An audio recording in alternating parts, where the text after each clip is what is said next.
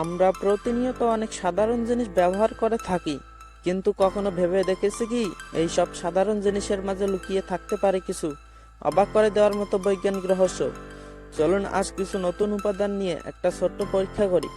প্রথমে নেব একটি ফ্রেশ কমলা লেবু, এরপর নেব একটি ফ্রেশ জামুরা, এরপর নেব কমলা এবং পার্টি স্প্রে, যেটা আমরা অনেকেই অনুষ্ঠানে ব্যবহার করে থাকি।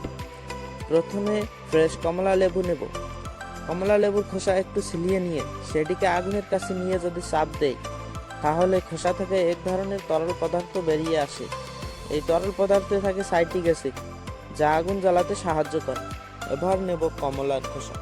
কমলার খোসায় যদিও আগুনের কাছে নিয়ে চেপে ধরা হয়, তাহলে দেখা যাবে একই প্রক্রিয়া, খোসা থেকে বের হওয়া রস আগুনে পড়লে আগুন ধরে যায়। এই প্রক্রিয়া সাইট্রিক অ্যাসিড এবং অন্যান্য অ্যাসিডের কারণে ঘটে। এবার আসি জামুরের খোসা। জামুরের খোসা ছিলিয়ে নিয়ে সেটিকে চাপ দিলে একই রকম রস বের হয়।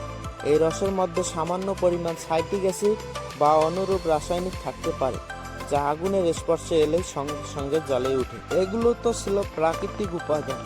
এবার আসি এমন এক জিনিসে যেটা অনেক সময় পার্টি, জন্মদিন বা উৎসবে ব্যবহার করা হয়, তা হলো পার্টি স্প্রে। এই স্প্রেগুলোর ভিতরে থাকে এক ধরনের গ্যাস, যাকে বলা হয় প্রোপেনল গ্যাস, যেমন ব্রুটেন বা প্রোপেন, যা অত্যন্ত দাহ। তাই যদি আশেপাশে আগুন থাকে আর সেই অবস্থায় আপনি এই স্প্রে ব্যবহার করেন, তাহলে আগুনের স্পর্শে এসে হঠাৎ আগুন ছড়িয়ে পড়তে পারে। মজা করার জন্য ব্যবহৃত এই সব সাধারণ জিনিসটিও বিপজ্জনক হয়ে উঠতে পারে যদি না সতর্ক থাকা হয়। তাই আপনার আশেপাশে আগুন থাকলে এই পার্টি স্প্রে সাবধানতার সহিত ব্যবহার করবেন।